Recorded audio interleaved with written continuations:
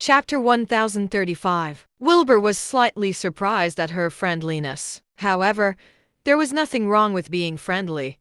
Some people were born extroverts, and they like to travel and go on adventures. It was normal. However, he still inspected Vivian with his spirit energy out of habit from years of being cautious. He discovered that Vivian was only an ordinary person. Wilbur smiled and said, "Sorry, my trip is a private one.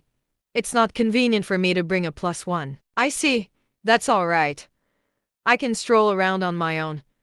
Vivian smiled and plugged in her earphones to listen to music. Wilbur also started to shut his eyes and meditate. The train reached Cookville Station around 3 in the afternoon. Wilbur and Vivian got off the train and waved goodbye to each other. Wilbur grabbed a cab and went straight to the Cook Manor. He reached the manor after half an hour. The Cook Manor. Wilbur smiled as he looked at the words before he walked inside. However, he was immediately stopped at the entrance. "May I ask who you are looking for?" "My name is Wilbur Penn.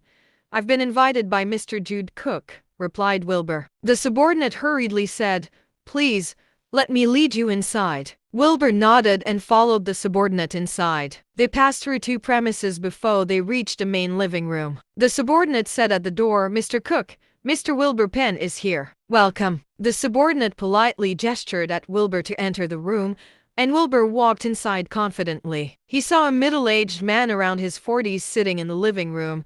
Next to him was a prideful-looking old man. The middle-aged man stood when he saw Wilbur. He said, "Mr. Wilbur Penn, please have a seat." "Mr. Cook?" asked Wilbur when he sat. "In the flesh, Jude Cook," replied the middle-aged man. Jude said, "Allow me to introduce you to Mr. Joey Ewell. He's also a sanctuary-level cultivator." Wilbur nodded at Joey to show politeness, but Joey said with arrogance, "Mr. Cook, there are a lot of scammers these days, so I think you better watch out." "You're right, Mr. Ewell, but I think Mr. Penn has what it takes since he dared to accept the mission, right?" asked Jude as he looked at Wilbur. Wilbur smiled and replied, "Don't worry about that. I'm not a fan of bluffing." Jude nodded to show that he believed him. However, Joey stood to look at Wilbur.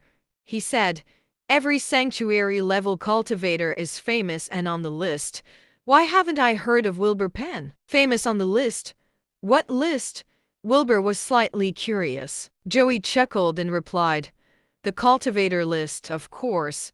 Each sanctuary-level cultivator has rankings on the cultivator list. What's your ranking, Wilbur Penn?" Wilbur was stunned because he was not aware of the cultivator list. "Sorry, I've been busy and offline, so I didn't know about the cultivator list," replied Wilbur. Joey instantly laughed out loud when he heard that. He said, "Look, Mr. Cook, I told you there are a lot of scammers these days." Jude looked slightly doubtful. He looked at Wilbur without saying anything. A sanctuary-level cultivator was not someone he could easily mess with, so he did not dare to say anything reckless. Wilbur noticed it and said, "It's all right. Sanctuary-level cultivators speak with their capabilities. Since you don't believe me, Mr. Ewell, how about a friendly match?" Joey chuckled and asked, "What kind of match?